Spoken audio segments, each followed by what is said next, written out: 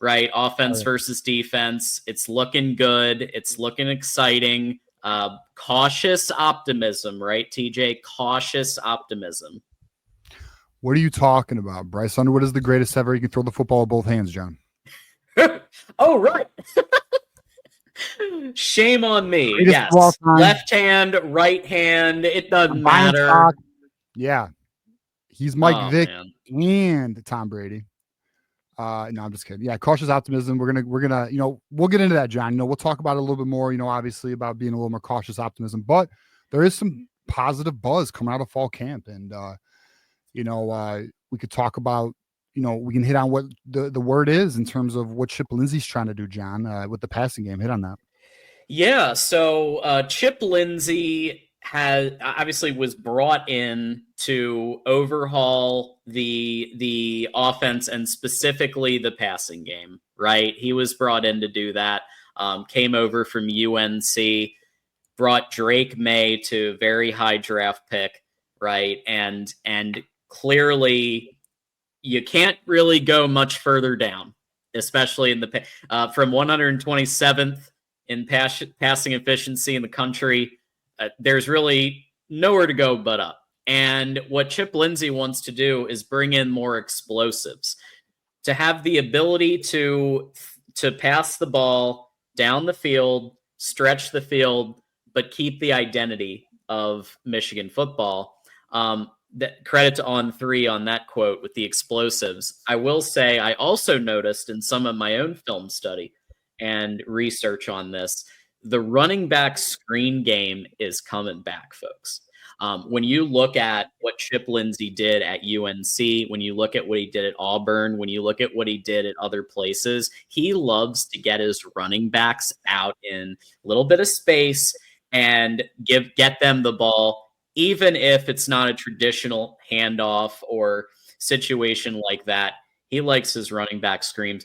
We've been screaming for running back screens. What do you make of all this and kind of what we're seeing with Chip Lindsay and instituting this newer spread and smash offense? I mean, what I make of it is the balanced offense Sherrone Moore is looking for, which is a versatile passing attack to match the running game. That Justice Haynes, RB1, shout out to Juju. I agree, Juju. But we'll see. Jordan Marshall, Justice Haynes, we'll see who becomes RB1. But like the point is, John, the passing game will have an effectiveness and a versatility we've not seen in some time. I guess you could argue the 2023 offense was pretty good, and it was, but I would argue the diversity of this offense should be greater. Again, we have to see this in action, right? This is all slightly in theory. It is in practice, right? They're practicing it right now, and it appears to be the intention. But we do have some proof of concept because Chip Lindsay has done these things at other schools. He has had a top 10 offense at North Carolina. Now, is this going to be a top 10 offense in year one? I'm not ready to put it at a top 10 offense, but do I think it could be in the 60s, top 70s? Yes. If it's in the top 50s, then let's go. But we don't need it to be, like Joel Klatt, which we'll talk about later when we talk about the AP rankings. Look, he has Michigan ranked pretty high. We'll get into that more, but he says in the video, Michigan had nearly the worst offense in college football last year, but their defense was so elite that it was still good enough to go 8-5 and beat two very strong teams at the end of the season. Well, now you have a quarterback who's competent. Now you have an offensive coordinator who's experienced and competent, who's going to be bringing a versatile attack. You've added experienced veteran coaches and Soup Campbell and Castillo at offensive line. Yeah, I'm pretty optimistic about this. I think, and now this is where cautious. No, I think we could be optimistic here. I think this offense will be effective. Yeah. The cautious optimism is in terms of this, John, would be, okay, Bryce is 18. Let's see him get comfortable. If he is comfortable, then damn, this offense could be something special. Let me pull it back. Special should be effective. But yeah, I mean, I'm pretty excited about it. And not only that, the RPOs that are expected to also be implemented in this offense. So I'm excited about that as well. Absolutely. And even last year when Marion Hampton was kind of relied on more, Drake May was gone. UNC still had stats that I think we would take. So like 51st in yards per pass, we'd take that over last year. Oh, yeah. 67th in passes per game. Doesn't sound very sexy, but we would take it all day, every day after what we saw last year. So honestly, even in 2024, when the offense took a dip at UNC because Drake May was gone, well, passing game still wasn't bad. And I think we could, I think 2024 UNC rankings aren't crazy to think might occur at Michigan, right? Because that's Right. without Drake May. That's with a freshman quarterback in who has never taken a snap in a college real game yet, other than the spring game. There's going to be growing pains with that. There's going to be offensive line figuring it out, who's at left tackle, all of that kind of stuff.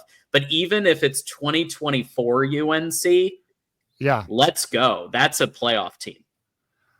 Yeah, and we have the schedule to achieve that. And then, like, to kind of hit on John, the left tackle battle, there does seem to be some buzz for Andrew Babalola. And I know if our guy Michigander's in the chat, I haven't seen him yet, but Andrew Babalola, man. I mean, now that's not a name we were kind of talking about, but we might as well hit on it. There does appear to be some cautious optimism. You know, I think it was Chip Lindsay. Forgive me if it wasn't Chip Lindsay, but I think it was, who said, in this day and age, if they're ready to play, you play them. Yes, that was him. Mm-hmm. Okay, so it was Chip Lindsay. Yep.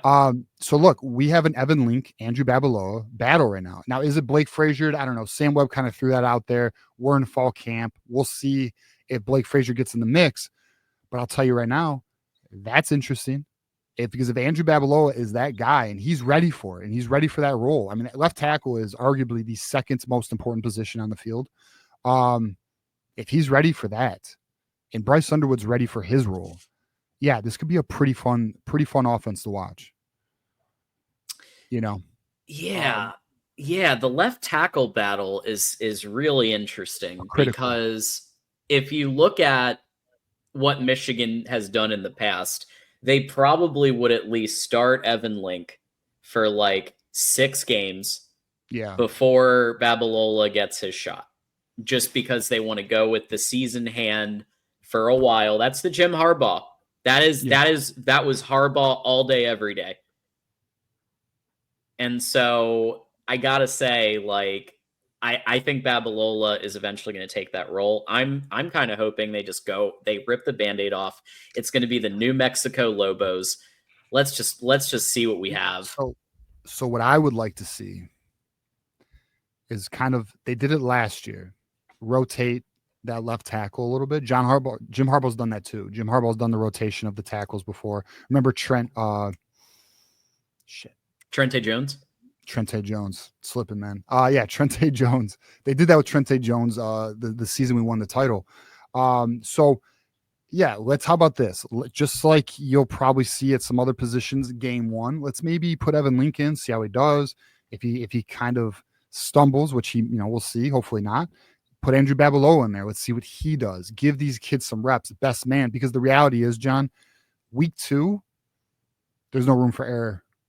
Like, we can't, so if Babalola is not ready, he can't play week 2. If Evan Link is our best opportunity to win, who gives us the best opportunity to win week 2? That's where I'm at. Because if we win week 2, everything's on the table. Everything, the playoffs, all that. So, and it seems like Juan Castillo is part of this equation too. He seems like he's the go-to guy. For the players on the line. Like, he's somebody that the players feel very comfortable going to, getting some advice, getting some pointers. Maybe the go-to guy's a little strong because obviously you've got Grant Newsome in there. But he seems to be somebody very approachable, very like the players seem to really enjoy learning from him. I mean, word is, and we'll give a shout out to On3 here. Word is Castillo is a big impact, for this offensive line, But yeah, I mean, let's kind of hit on it, John. Let's kind of hit on like some of what we're hearing or what the word is out of camp. Well, here's the very first thing. If you're ready, unless you had anything else? Let's roll. Okay. The defense is going to be a fucking problem. in the best way possible. So word is that this defense is flying around, and they look very, at this stage, week 1, and pads just came on Saturday. So it's just, but word is that the defense is looking really, really good. And not only are they looking really good, there's some players who are shining on the defensive side of the ball. One of those guys is TJ Metcalf. TJ Metcalf. And what's interesting, John, I made a post because I got some word on my end that I got a text from one of my guys who has access to practices from time to time. And he said, TJ Metcalf's going to be a difference maker, a problem. Like he's already looks comfortable in this system. Like he already looks, and then what's crazy, and if anyone followed me on social media, the report from 247 in Wink Martindale had the very comments of saying they think TJ Metcalf's gonna be a really good player. He's like ahead of the curve, man. And so I was like, hell yeah, let's go. So TJ Metcalf looking good. Jair Hill has gotten some praise early on in camp right now. Appears to be looking good, ready to take that next step for him. And then Cam Brandt has been a name that has been apparently emerging early in camp right now, has played well, looks good, appears to be somebody who's going to get a lot of rotation, a lot of rep, a lot of opportunity. Very interested to see that. We saw him come on last season, and he wasn't just a guy. He was what I would consider an effective player in his position, right? He wasn't just out there. You heard his name. He was making impact. So that was good to hear. And then the linebackers appear to be Ernest Hausman and Jamar Browder, or not Jamar Browder, but my guy, why am I dropping his name right now? Jay-Sean Barham, Jamar Browder. Yeah. Jay-Sean Barham. It's the name on the topic banner. But Jay-Sean Barham, they're in year 2 of Wink. And by all accounts, like the defense, by all accounts, and now this is something that we see early in spring ball. We see this early in fall camp. Typically, the defense is ahead of the offense. And we'll get into the offense too, because I've gotten some information on that as well. But the defense, and we've talked about it all offseason, John. The anticipation is this will be a top 10 defense. I think at worst top 15. But if the accounts are true out of camp, that this defense is looking very strong already, like just because they're already comfortable with what Wink's doing, right? And what's interesting too is the defense. This is what's interesting too, though. This is a different offense. Now, granted, they had the opportunity to go against this offense in spring ball, so they have some familiarity to it. But at the same time, the offense is trying to confuse the defense in practice. Now, yes, there are, look, you play these guys every day. You're familiar with concepts and formations, of course. And you also are familiar with tendencies of players. But at the same time, the fact that the positive coming out of camp is this defense is just looking really, really good. To hit on some of the other players, John, Bryce Underwood. Look, I mean, I know there's been some word that Isaiah Hole's been talking very positively about what Bryce Underwood's been doing, but the reality is he's flashing. There was a video actually released very recently of him just dropping dimes. I mean, now is he gonna be dropping dimes all the time? I don't know. We have to see. We have to see how he is when it's live in front of, in front of opposing fans like in Norman, Oklahoma. But at the same time, it does appear that Bryce Underwood is taking he considering the point in his development. True freshman, still 17, first fall camp. Right? It does appear that he is taking that on and he is up for the challenge. That appears to be the early indicator. So very excited to hear that. That's good. Now, I will say, though, there does appear to be some timing. There'd be some timing issues with some of the wide receivers getting the offense down. The offense does appear to be behind the defense, which, again, stress this, normal, because they just put on pads on Saturday. There's only been 1 week of fall camp. Very common for this to happen, but it does appear to be the word right now to fall camp that the offense is a bit behind. There is some timing issues going on, but remember, this is a brand new offensive concept that Chip Lindsay's bringing. They're going to need time to adjust. They're going to need, like, Wink is already, he's got a year in on Chip Lindsay, right? So that's so it's to be expected, but it doesn't mean there's not bright spots on the offensive side of the ball, because there is. One, obviously Bryce Underwood. The other is Andrew Sprague, bro. Andrew Sprague, who really came on at the end of the year last year. I think he started like the last 2 or 3 games. Word is, this boy's about to be special, bro. This dude, we're talking all Big Ten type shit. Now, it doesn't mean this year all Big Ten, but it does mean at some point in this young player's career, we're looking at an all Big Ten player here. And that's big time because Andrew Sprague is coming out of high school, he was a big time recruit. And then the other ones, which there's been praise. Now, so Donovan McCulley gave him praise, but there has been praise on my end as well that I've got Andrew Marsh and Jamar Browder, bro. We've talked about them. Anyone who's followed us, they're going to play on Saturdays. We have talked about them since they have committed, bro. Yep. Like we've had Andrew Marsh on the show, even had him on the show. Jamar Browder, bro, who was ranked, I think, in the 700s or 800s or something like that, something crazy. I have said since the very player analysis video he committed has the best hands. If it's not the best, it's the second best hands in the entire class. His videos are just phenomenal. His ability to hands. I kind of want to pump the brakes, but I feel like this is the type of kid who would be playing on Sunday. He's got an ability to catch the ball, but naturally, like it's not. And you're like, oh, well, not all wide receivers are not like this. He's a natural hand catcher with extremely gifted catchability.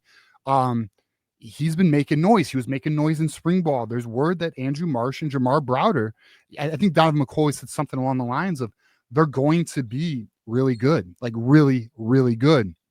So let's keep our eye on that. Now, do I anticipate them to be extremely productive to start the year? Not so sure because they do need to adjust to the game. Let's see how that goes. But I do anticipate Jamar Browder and Andrew Marsh to get some repetition or they're going to get their opportunity. They're going to get exactly at some point in the year. And now what's going to be interesting to watch, John, is who gets it first or who gets more playing time, because I'll say this, the path to the field seems easier for Andrew Marsh than Jamar Browder, because Jamar Browder's got Donovan McCulley in front of him, right? Who's wearing number 1, right? Marsh has Fred Moore, who I still think is going to show some things.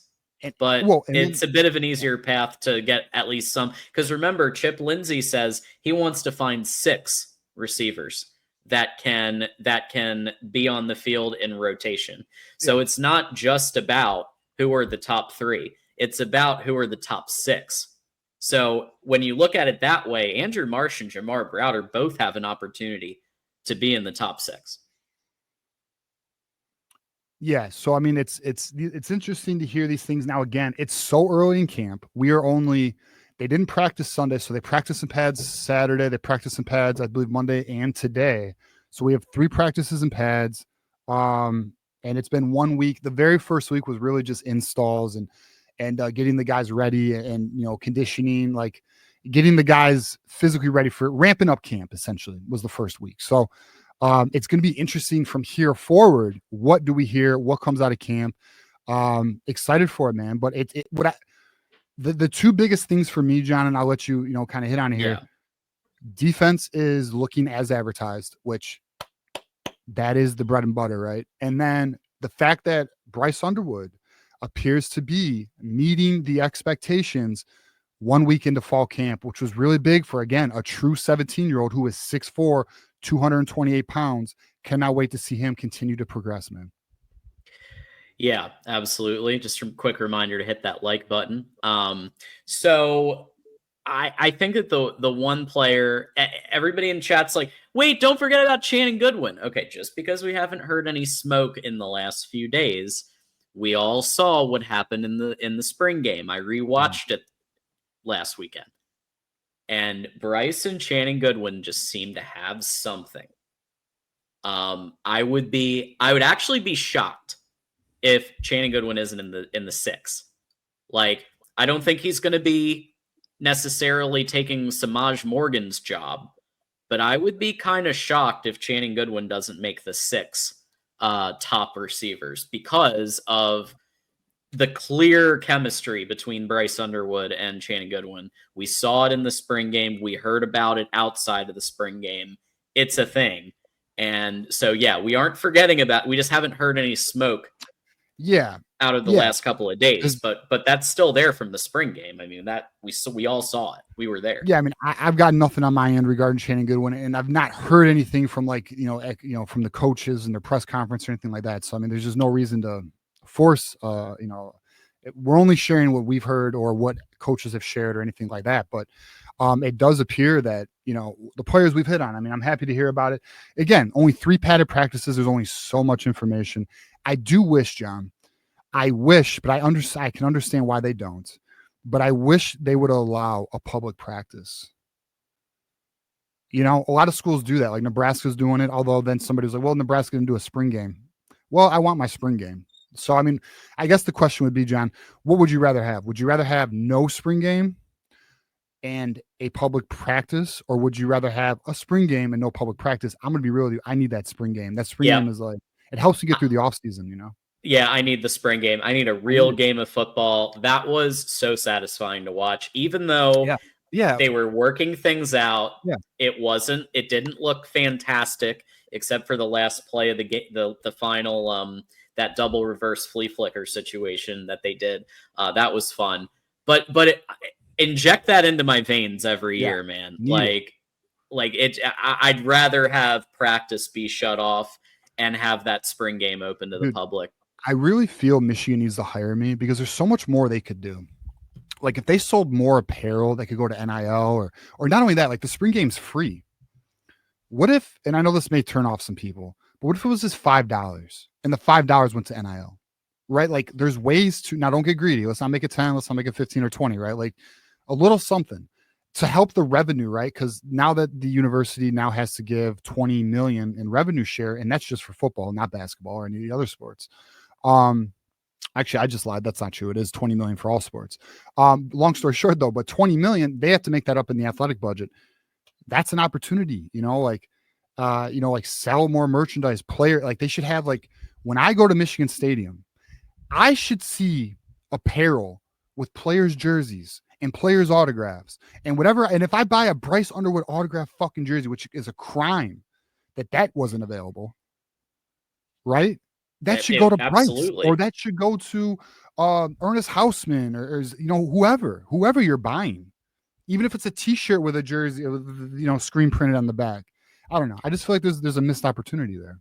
Yeah, let's go. Yeah, absolutely. More merch, more opportunities for our players to make some NIL money and everything else. I'm telling you, when I can get a Jordan authentic Bryce Underwood jersey, I'm buying it. If anyone can tell me where to get it, and I'm not talking about one made in China, I'm talking about the authentic real deal, let me know because I'm going to buy it.